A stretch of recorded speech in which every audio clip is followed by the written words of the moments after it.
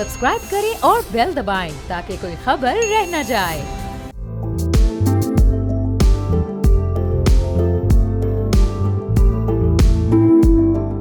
अस्सलाम वालेकुम, मैं और बाब जहांगीर, आप देख रहे हैं प्रोग्राम व्यापार। माली साल 2026 पाकिस्तान के लिए बेहतरी का साल हो सकता है, ये कहना है एशियाई तरक्याती बैंक का, जिसके मुताबिक स्ट्रक्चरल कमजोरियों को दूर करने के लिए मुसलसल इस्लाहात से मुआशी हालत मुस्तहकम होगी, लेकिन सैलाब की तबाकारियां इस ग्रोथ को कम भी कर सकती हैं। माली साल 2025 में इकनॉमिक ग्रोथ बढ़ी जरूर है, लेकिन 2026 के लिए पेशगोइयों में तब्दीली नहीं की गई। सरमायाकारी में इजाफे की वजह से मीशत में 2.7% इजाफा देखा गया। बुनियादी तौर पर तरक्की इंडस्ट्रीज और सर्विसेज में देखी गई, जबकि मौसम की खराबियों की वजह से ज़राअत बुरी तरह मुतासिर हुई। एशियाई तरक्याती बैंक के मुताबिक माली साल 2026 में मुल्की तरक्की में 3% इजाफे की पेशगोई इस बात को जाहिर करती है कि स्ट्रक्चरल कमजोरियों को दूर करने के लिए मुसलसल इस्लाहात से मुआशी तरक्की तेज होगी।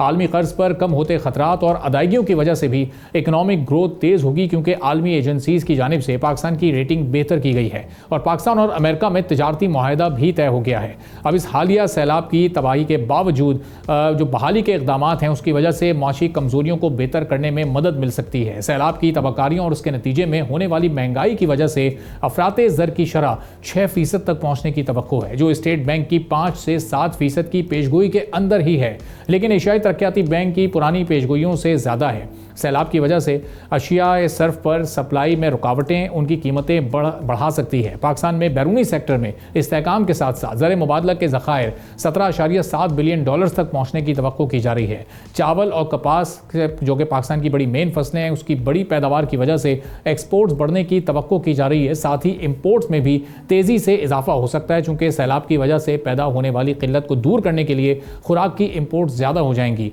और साथ ही मैन्युफैक्चरिंग की बहाली की वजह से रॉ मटीरियल की इंपोर्ट्स भी ज़्यादा करना पड़ेंगी और मुल्क की तिजारती खसारा बढ़ने की भी तवक्को है। पाकिस्तान और अमेरिका में होने वाले हालिया मुआहदा, जो माशी मुआहदा है, अब वो एक गैर यकीनी सूरत हाल से निकलने में मुआविन साबित हो सकता है। टैक्स रिफॉर्म्स में बार बार तब्दीलियों और मौसमियाती तब्दीलियों की वजह से मुल्क को बड़े माशी खतरात का सामना हो सकता है। पाकिस्तान को शदीद मौसम और सैलाब जैसे कुदरती मसाइल का सामना भी करना पड़ता है, जो पिछले साल होने वाली महंगाई को बढ़ाकर मुल्क की माशी सरगर्मियों को रोक सकता है।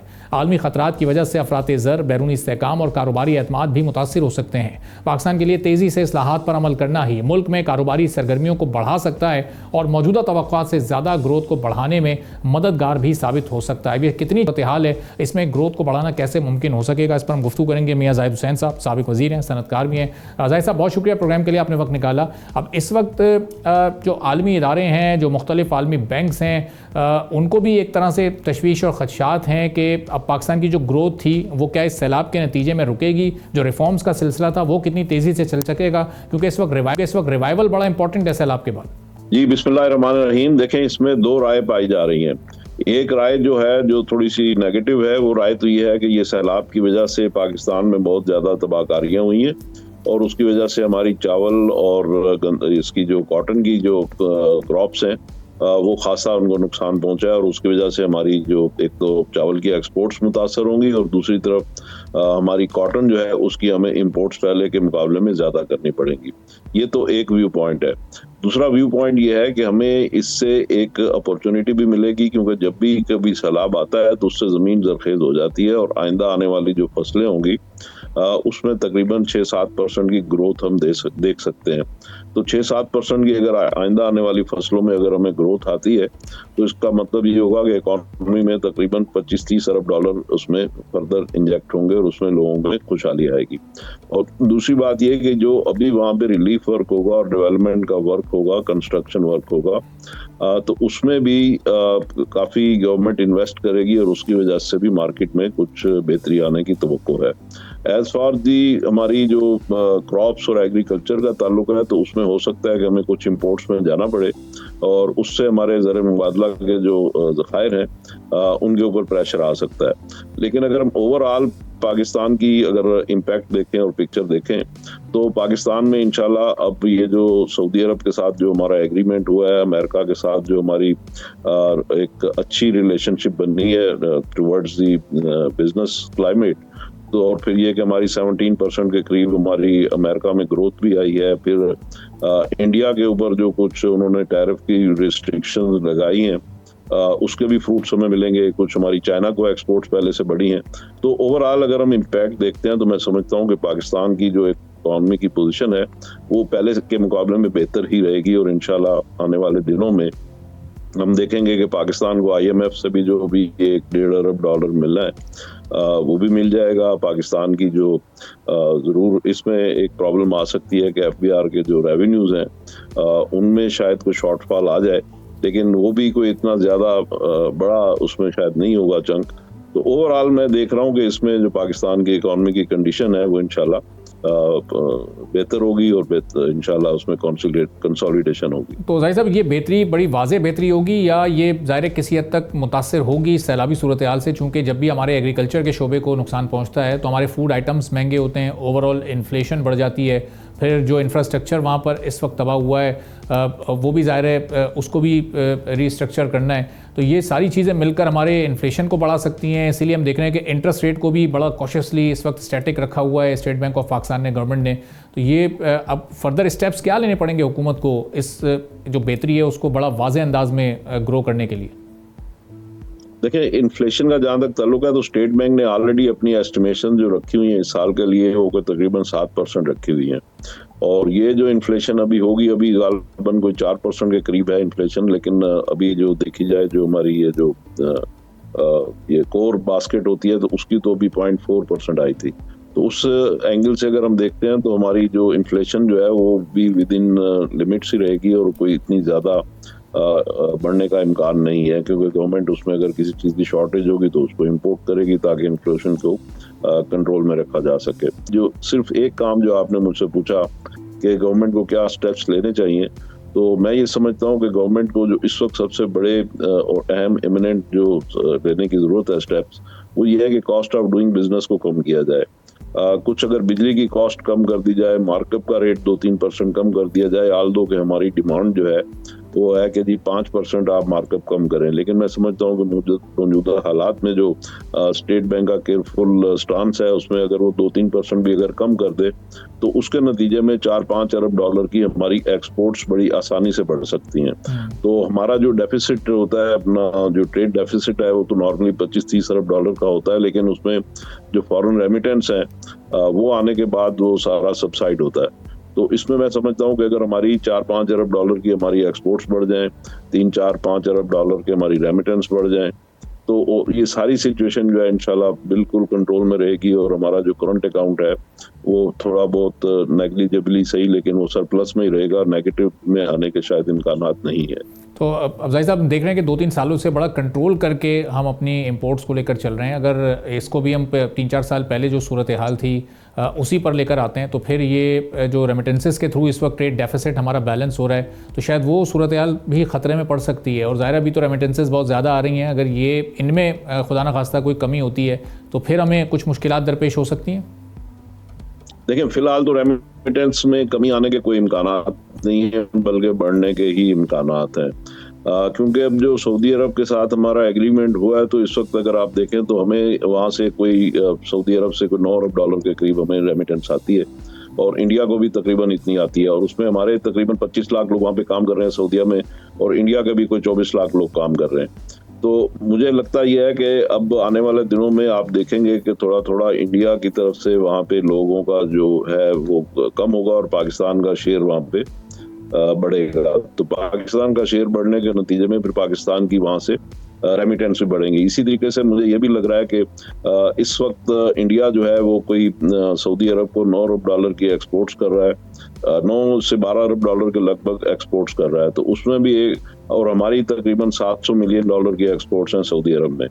तो मुझे ये लगता है कि हमारी एक्सपोर्ट्स भी अब $700 मिलियन से बढ़ के $1.5 अरब $2 अरब तक सऊदीया को हो सकती हैं, और उसी प्रोपोर्शनेट में इंडिया की एक्सपोर्ट सऊदी अरब में कदरे कम होने के इम्कानात हैं।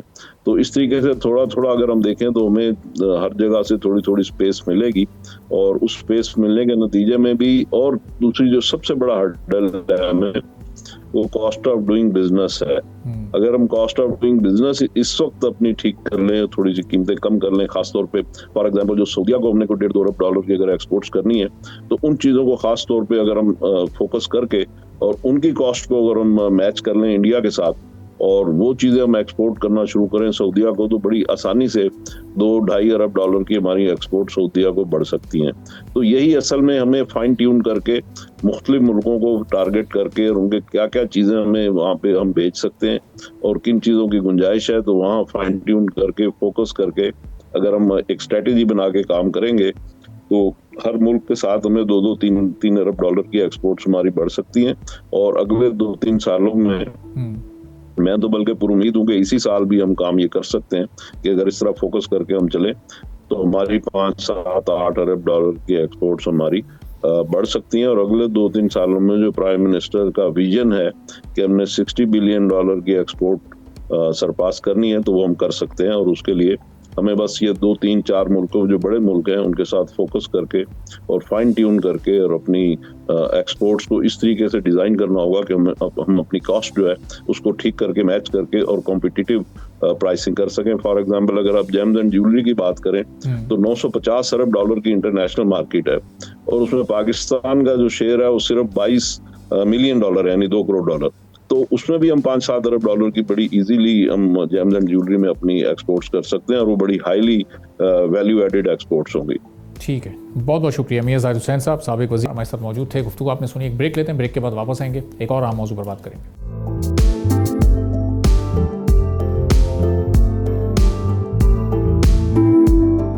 एक बार फिर आपको प्रोग्राम में खुशामदीद कहेंगे। माली साल 2026 के इब्तदाई 2 महीनों में पाकिस्तान की एक्सपोर्ट्स में अमेरिका अब भी सबसे बड़ी मार्केट के तौर पर मौजूद है। जुलाई और अगस्त 2025 में पाकिस्तान ने अमेरिका को $1.1 बिलियन से ज़ायद की प्रोडक्ट्स एक्सपोर्ट की हैं, जो पिछले साल 950 मिलियन के मुकाबले में 17% ज़ायद का इजाफा जाहिर करती हैं। स्टेट बैंक के मुताबिक अमेरिका के बाद बरतानिया दूसरा बड़ा तिजारती शराकतदार रहा, जहाँ पाकिस्तान की एक्सपोर्ट्स $385.1 मिलियन तक पहुँच गई हैं। ये गुज़िश्ता साल के $366.3 मिलियन के मुकाबले में तकरीबन 5% से ज़ायद का इजाफा है। चाइना के लिए पाकिस्तान की एक्सपोर्ट्स तीसरे नंबर पर रही हैं, जहां पाकिस्तानी प्रोडक्ट्स की एक्सपोर्ट्स $354.4 मिलियन रहीं, जो गुज़िश्ता साल के $323.4 मिलियन के मुकाबले में एक नुमायां बेहतरी शो कर रही हैं। अमेरिका, बरतानिया और चीन जैसे बड़े तिजारती पार्टनर्स के साथ पाकिस्तान की एक्सपोर्ट्स में इजाफा हुआ है, लेकिन साथ ही साथ UAE और तुर्किया के साथ तिजारत में कमी देखने में आई है।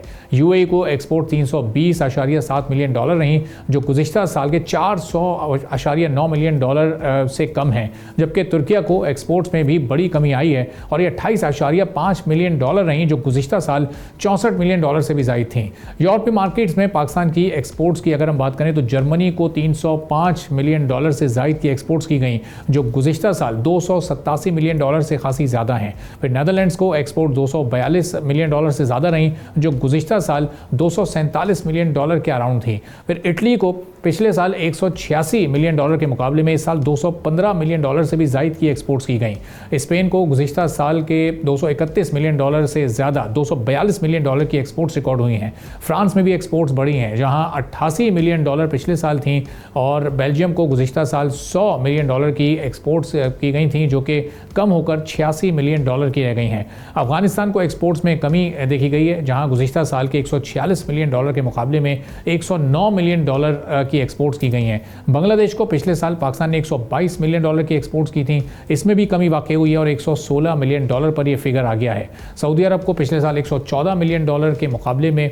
एक्सपोर्ट्स में कमी हुई और सिर्फ $106 मिलियन तक ही ये फिगर जा सका है। तो अमेरिका और यूरोप की बड़ी मार्केट्स में पाकिस्तानी प्रोडक्ट्स, खासतौर पर टेक्सटाइल और वैल्यू एडेड मसनूआत की डिमांड में इजाफा हुआ है, लेकिन गल्फ कंट्रीज़ में और इसके साथ साथ दीगर ममालिक में तिजारत में कमी हुई है। पाकिस्तान को एक्सपोर्ट पॉलिसी में तब्दीली लाने और फिर नई मार्केट तक रसाई हासिल करने की भी इस वक्त ज़रूरत है। आलमी माशी हालात, तेल की कीमतों में उतार चढ़ाव और तिजारती माहिदों की नौयत भी एक्सपोर्ट्स पर असरअंदाज हो रही है। यूरोपीय यूनियन की बड़ी मार्केट तक रसाई में बेहतरी आई है, लेकिन पाकिस्तान को एक्सपोर्ट की ग्रोथ, वैल्यू एडेड प्रोडक्ट्स की पैदावार और तिजारती शराकत दारियों को मजबूत बनाना होगा। अब ये सब कुछ कैसे मुमकिन हो सकते रहेंगे? खाकान नजीब साहब, साबिक मुशीर हैं वज़ारत ख़जाना के, हमारे साथ मौजूद हैं। खाकान साहब, बहुत शुक्रिया प्रोग्राम के लिए, आपने वक्त निकाला। अब हम देख रहे हैं कि अमेरिका में भी यूके की भी, चाइना की भी हमारी एक्सपोर्ट्स बढ़ रही हैं, लेकिन वो बड़ी माइनर सी का उसमें इजाफा है, और कुछ ममालिक में हम इसके साथ साथ एक्सपोर्ट में कमी भी होते देख रहे हैं। ये जो पिछले 1-1.5 महीने की माशी एक्टिविटी थी, ये हमारी एक्सपोर्ट्स को बढ़ा सकती हैं, जो रिसेंट एग्रीमेंट्स हुए हमारे?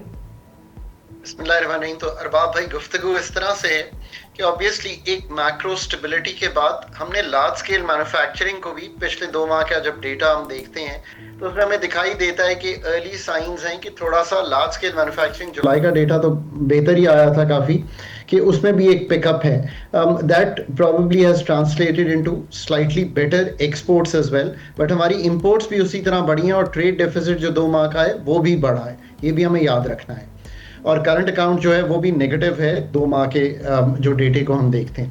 अगर आप इस तरह से चीज़ों को देखेंगे तो आपको ये एहसास तो होगा ना कि पाकिस्तान को एक्सपोर्ट बढ़ाए बगैर कोई और तरीका नहीं है टू अर्न इनफ डॉलर्स कि import minus remittances minus exports, आपका जो खसारा है वो ऐसा ना हो कि हम फाइनेंस ना कर सकें। करंट अकाउंट का खसारा कोई बुरी चीज़ नहीं होती, बट करंट अकाउंट का खसारा जो है वो अगर फाइनेंस कर सकें तो वो ठीक होता है। क्योंकि पाकिस्तान हालात ऐसे रहे कि फाइनेंसिंग की प्रॉब्लम हो गई और वो बहुत बढ़ गया, 2-2.5% जीडीपी का चला गया। 0 to 1% पाकिस्तान मेंटेन कर सकता है ये।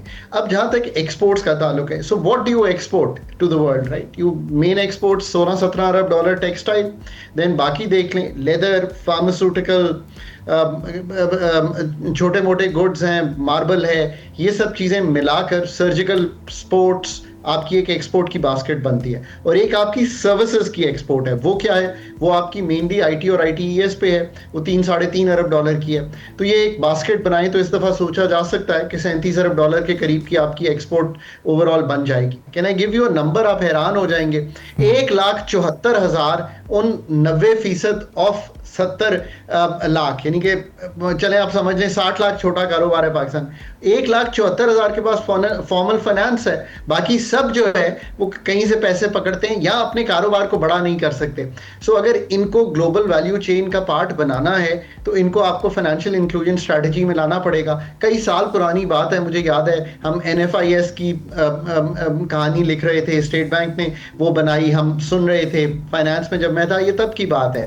यू नो इसको लिखे हुए भी मेरा ख्याल है एटलीस्ट 2018 में मुझे याद है कहीं लिखी गई थी, बट आज की ये सूरत हाल है। सो ये आपने ठीक करना है। फिर तीसरी बात ये complexity of products, global value chain का ये पार्ट कैसे बनेंगे?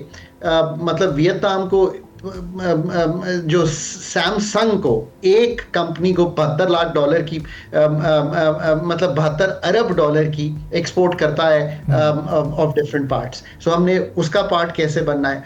एग्रीकल्चर की ओवरऑल प्रोडक्टिविटी बेहतर करेंगे तो 6-7 अरब डॉलर की एक्सपोर्ट करते हैं, इसको 10 तक ले जा सकते हैं। इसी तरह ग्रेजुएट्स बेहतर करेंगे, 40,000 ग्रेजुएट बनता है। अगर 40,000 ग्रेजुएट ITES में बन रहा है और उसमें से I confer with a lot of people to get their sense, तो लोग कहते हैं 10-12 हज़ार ही ऐसा है जो अच्छा यूटिलाइज हो सकता है। तो बाकियों का क्या करना है फिर? That is the policy work that the government has to do. Investment का ओवरऑल फ्रेमवर्क पाकिस्तान में, चाहे वो एनर्जी एफिशिएंसी क्रिएट करना हो, privatisation is a way to get जिसे कहेंगे investment in the country. So क्या हम PIA, डिस्कोस, जेनकोस इनको आगे लेके चल सकते हैं, इनको रिटेल कंपनीज बना सकते हैं? फिर कनेक्टिविटी, मतलब how does connectivity improve to carry the things forward. सही। तो खागन साहब, ये जो इस वक्त फोकस होना चाहिए गवर्नमेंट का एक्सपोर्ट पर, उसको प्रायोरिटाइज कैसे करें? जो पूरी बास्केट है जिसमें सबसे मेजर चंक होल्डर इस वक्त टेक्सटाइल है, लेकिन हम पिछले 4-5 साल से कोई अपवर्ड ट्रेंड नहीं देख रहे हैं इस एक्सपोर्ट में। टेक्सटाइल अपनी एक जगह पर ही रुका हुआ है। IT एक्सपोर्ट्स हम ग्रेजुअली पिछले 2 साल में इसको बढ़ता हुआ देख रहे हैं। तो ऐसे इमर्जिंग सेक्टर्स पर इस वक्त ज़्यादा फोकस होना चाहिए, या जो एग्जिस्टिंग शेयर होल्डर मेजर हैं उन पर इस वक्त हुकूमत का ज़्यादा फोकस होना चाहिए कि उन्हें कैसे रिवाइवल मोड में लाना है? तो देखिए ना, एक तो बात यह है कि अगर आप टेक्सटाइल को स्टडी करें तो तहकीक ये बताती है कि 2.5 अरब डॉलर की मशीनरी आई थी अंडर टर्फ एक प्रोग्राम था। अरबाब साहब, 1% पे 10 साल के लिए कर्जा दिया गया था। ये मैं रिपीट कर दूं, आप बोरो करने जाएंगे तो आज भी आपको 12% से कम कर्जा नहीं मिलेगा। 1% पे 10 साल का कर्जा दिया गया था। 2.5 अरब डॉलर की मशीनरी आई थी, एक्सपोर्ट ओरिएंटेड थी, टेक्सटाइल में बहुत सी मशीनरी आई थी। बताया ये जा रहा था कि हमारी 25 अरब डॉलर तक की सलाहियत है। आज भी 17 अरब डॉलर के इर्द गिर्द खड़े हैं। तो पहले तो ये 8 अरब डॉलर क्यों नहीं हो रहा, ये जाकर निकालना है। एक पॉजिटिव मार्केट एक्सेस, 19% का टैरिफ, वो कंपैटिबल है एटलीस्ट बाकियों से, कुछ से कम है, कुछ का 20 है, आपका कम है थोड़ा सा। So there you have an incentive. India 50% पे है, तो आपका अपैरल और आपका फिनिश्ड लेदर, फिनिश्ड टेक्सटाइल में एक जैसे कहेंगे इनहेरेंट बहुत बड़ा एडवांटेज क्रिएट हो गया, होम गारमेंट्स में एडवांटेज क्रिएट हो गया। तो ये तो $8 अरब कैप्चर करने, जुजियात में जाना पड़ेगा ना। नंबर 2 देखें, आईटी में ये जो बाकी 30,000 ग्रेजुएट है ना आपका, जो इस काबिल नहीं है, उसका भी एक तरीका है। आजकल दुनिया मूव कर गई है 40 दिन के बूट कैंप्स पे कि यार इन्होंने क्या प्रोडक्ट जो है आईटीईएस की सर्विसेज की एक्सपोर्ट करनी है, तो हम बूट कैंप्स लगाएं और सिलिकॉन वैली में जो पाकिस्तानी दोस्त काम करते हैं उनको बुलाएं पाकिस्तान, और ये बूट कैंप्स जो है इनको तैयार करें उन 30,000 को जिनके पास शायद बेसिक डिग्री तो होगी but they don't have that kind of know how, they are not upgraded to that level because they have gone to universities और colleges which are not of the comparison of our top GIK और the others. So number 2, so क्या 3.5 अरब को 5 अरब तक ले जाया जा सकता है? आई थिंक अगले 1-2 साल में पॉसिबल है। 1.5 अरब यहाँ, $8 अरब पहला। अब तीसरा है आपका इंपोर्ट होता है फूड का, वो तकरीबन $10 अरब का होता है, एक्सपोर्ट होता है $6-7 अरब का। पहले तो ये गैप खत्म करने के लिए जो $10 अरब का इंपोर्ट है, पैदावारी सलाहियत एग्रीकल्चर की 5 जो स्टेपल क्रॉप्स है ना, कहीं 1/3 है और कहीं आधी है from the world's best. And also what is more important कि अगर वर्ल्ड्स बेस्ट को छोड़ भी दूं, जो हमारा छोटा एग्रीकल्चरिस्ट है और जो बड़ा फार्मर है, जो जरा प्रोफेशनल है, जिसकी खाद बेहतर है, जिसका सीड बेहतर है, वो यील्ड्स बेहतर ले रहा है, वाटर मैनेजमेंट बेहतर कर रहा है, उसमें भी बहुत फर्क है। अगर इसी को अपग्रेड कर लें, वीट 29 से क्रॉस कर जाएं, राइस 2-2.5-3 अरब डॉलर की एक्सपोर्ट क्रिएट हुई थी, इसको बढ़ा लें, तो ये 3-4 अरब डॉलर का वहां गैप इंपोर्ट एक्सपोर्ट का निकालें और food basket of the middle east बन सकते हैं आप। जहां पैरल की हमने बात की, यूएस की, आप फूड बास्केट का पार्ट बन सकते हैं। क्यों बन सकते हैं? देखिए ना, सारा मिडल ईस्ट एक्सपैंडिंग है, उनको हलाल मीट भी चाहिए, वेजीज भी चाहिए, ये सारा काम चाहिए। Again a lot of hard work. फिर एक जो चौथी चीज क्रिएट होगी 2029 या 28 के आखिर में, माइंस एंड मिनरल्स में आप सैंडेक से मेरा ख्याल है $800 मिलियन की एक्सपोर्ट करते हैं मादनियात की। अब रेकोडेक शुरू होगा $1 बिलियन पे, अगले 3-4 साल में उसको बढ़ाया जा सकता है, वो एक चीज शुरू होगी, but not to $60 billion, but 3 साल का हदफ ये तो कम से कम होना चाहिए कि गुड्स की एक्सपोर्ट जो है वो 42-45 अरब डॉलर के करीब जा सकती है, जैसे हमने आपके सामने रखा है। बट ये पूरे मुल्क की जो एम्बियंस है ना, उसको ठीक करना पड़ेगा। Productivity of the economy is the only way, and productivity comes from labour productivity, manufacturing की, कैपिटल की बेहतर ऑर्गेनाइजेशन, बेहतर अवेलेबिलिटी, एंड जो सारी एग्रीकल्चर की यील्ड्स हैं उसको बेहतर करना। अब ये काम है रियली हार्ड वर्क, और ये हार्ड वर्क प्राइवेट सेक्टर ने भी करना है। ये कोई सारा ब्लेम जो है वो गवर्नमेंट सेक्टर पे नहीं है। और एनर्जी की एफिशिएंसी कैसे क्रिएट होती है, आज भी याद रखिए कि पहले 6 माह में जो 2025 के गुजरे, 285 अरब रुपए का नुकसान था हमारे डिस्कोस का। ओवरऑल 600 अरब का अभी भी वो नुकसान करेंगे। So you really have to see कि एनर्जी एफिशिएंसी कैसे आएगी। आई डोंट थिंक कि हमारे पास अभी भी ये क्लियर पाथ है कि हम 2-4-5 साल में एनर्जी सेक्टर की कंपिटिटिवनेस कैसे ठीक कर देंगे। It's a difficult task, I understand, but that is something we have got to do. सही। और खान साहब, टेक्सटाइल और फार्मास्यूटिकल सेक्टर से मुतालिक एक और मैं सवाल आपसे पूछना चाह रहा हूँ, क्योंकि इन दोनों के नंबर्स कैसे बढ़ाए जा सकते हैं आपने बताया, लेकिन दोनों का रॉ मटेरियल चूंकि हम इंपोर्ट करते हैं, कॉटन की इंपोर्ट का बिल भी हमारा हर साल बढ़ता ही जा रहा है, तो ये इसमें तो फिर इसी प्रोपोर्शन से हमारी इंपोर्ट्स भी बढ़ती जाएंगी, फिर वो एक ट्रेड डेफिसिट उसमें भी हमारा इजाफा होता जाएगा। वो कब तक हम उसको रेमिटेंसेस से कवर अप करते रहेंगे? यार देखिए ना, ये तो नहीं हो सकता कि हम 12-14 मिलियन बेल्स बना रहे थे और अब 5-7 मिलियन बेल्स में खेल रहे हैं। I mean that shouldn't happen, right? I mean that's just not on. So cropping pattern को ठीक करना तो आपका काम है ना। आई मीन अगर शुगर केन लेती है बहुत पानी और वाइबल नहीं है उतनी, इसी तरह अगर बारिशें होती हैं तो कैसे क्रॉपिंग पैटर्न को ठीक करना है, यील्ड कॉटन की कैसे बेहतर करनी है, ये काम किए बगैर तो बात नहीं बनेगी। अगर 5-7 मिलियन बेल्स बनाएंगे और $3 अरब की इंपोर्ट करनी पड़ेगी, फिर मैन मेड फाइबर पे सबसे बड़ी बात, it's not only cotton cotton now, you know दुनिया मैन मेड फाइबर पे मूव कर गई है, उस पे कैसे आपने मूव करना है. And then sophisticated products of you know Pakistan का यार एक ब्रांड नेम नहीं है जो दुनिया में बेचते हो. छोटे मोटे हैं जो पाकिस्तानी ही बाहर खरीदते हैं, बट ऐसा तो नहीं हो सकता ना कि हम एक भी बड़ा ब्रांड नहीं बना सके जिसको हम कहेंगे you know this is Pakistan big brand that sells I don't know chappals that sells some apparel somewhere. So ये क्रिएट करना ये truly hard work, truly generational hard work मांगता है. पाकिस्तान की अभी भी जो सोच है वो यही है कि लोकली डोमेस्टिकली बेच लेंगे बिकॉज इंसेंटिव नहीं है बाहर बेचने का. दूसरी सोच ये है कि अभी भी किसी तरह सस्ती गैस लेकर हम प्रोडक्ट्स बना लें और जिसको कहते हैं कि एक किस्म की रेंट सीकिंग प्रोटेक्शनिस्ट इंडस्ट्री पर चल लें. आई थिंक इससे हुकूमत को बड़ी जल्दी विड्रॉ कर जाना चाहिए. ठीक है, बहुत बहुत शुक्रिया खाका नजीब साहब, वज़ारत ख़ज़ाना हमारे साथ मौजूद थे. गुफ्तगू आपने सुनी. एक ब्रेक लेते हैं, ब्रेक के बाद वापस आते हैं, एक और अहम मौजू पर बात करेंगे.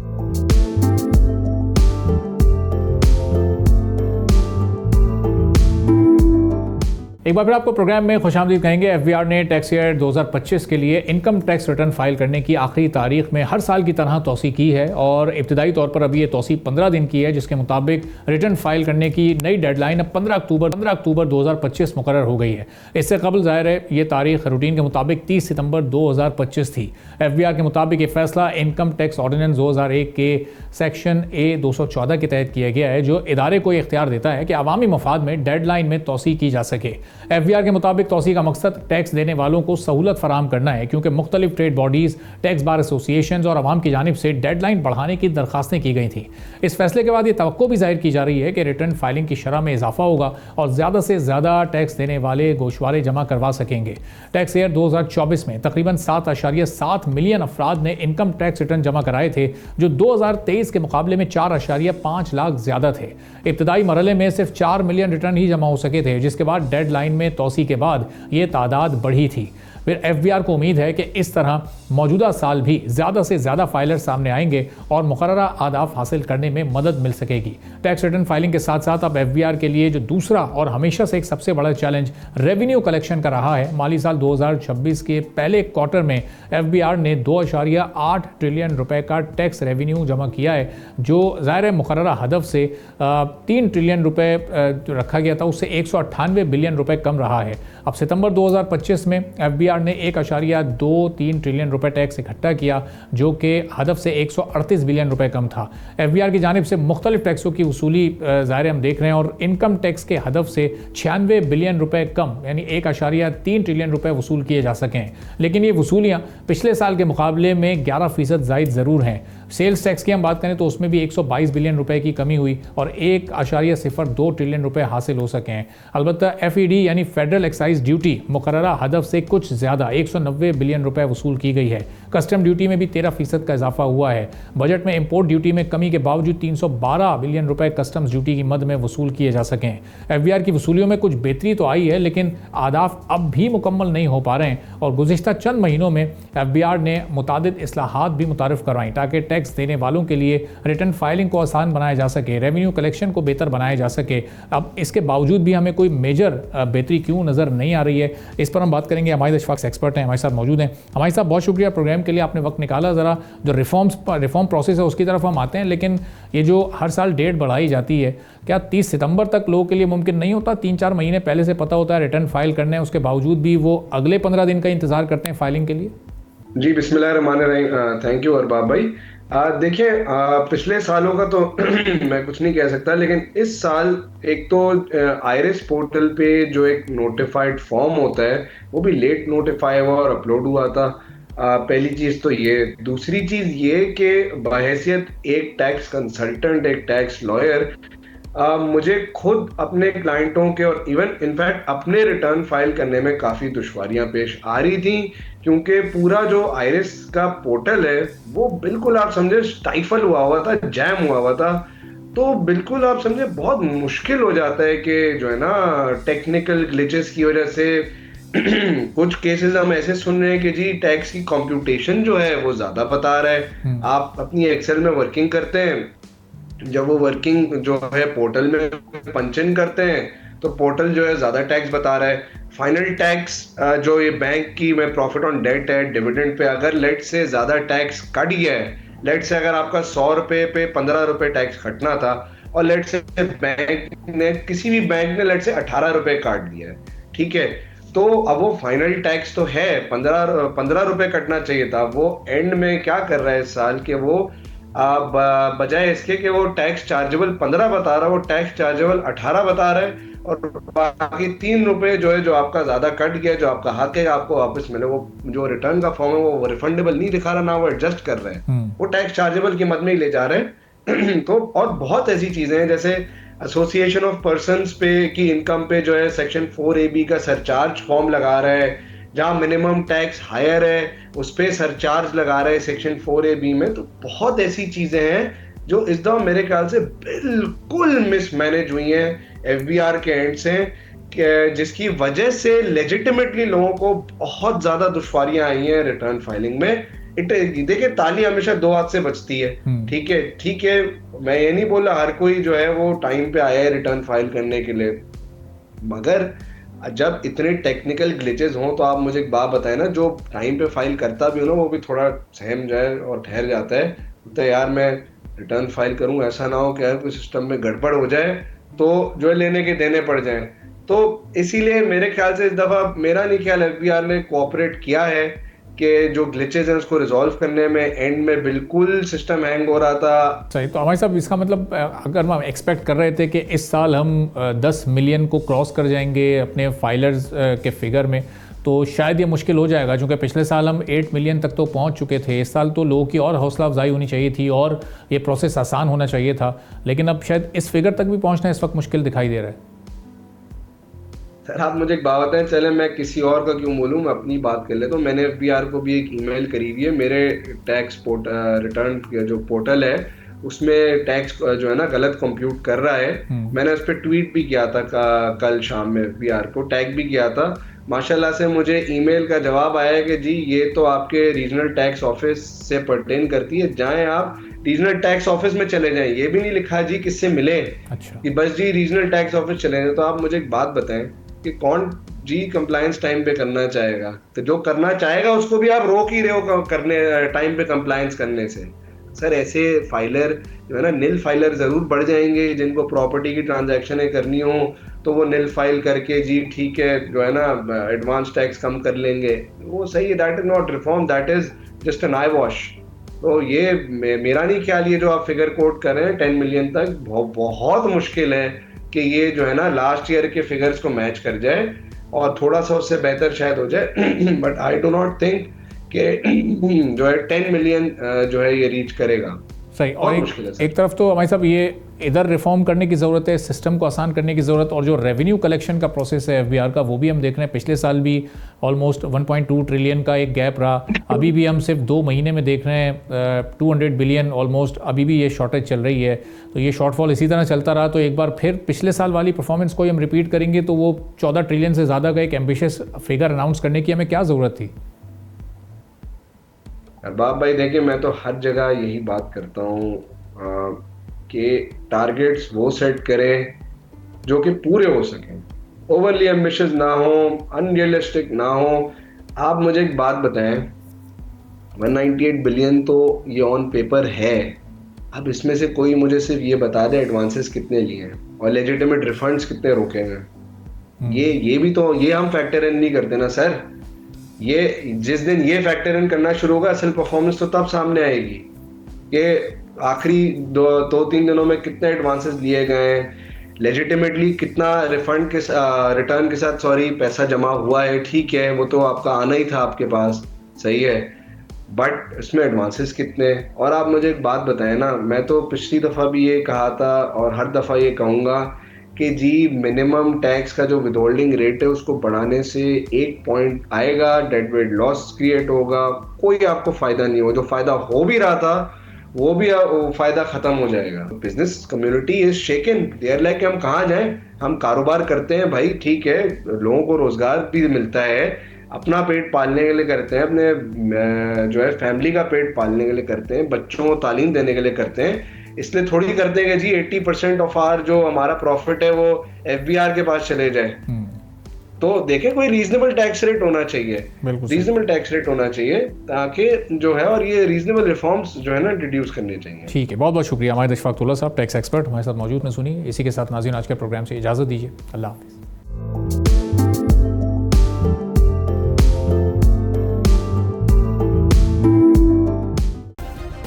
सब्सक्राइब करें और बेल दबाएं ताकि कोई खबर रह न जाए।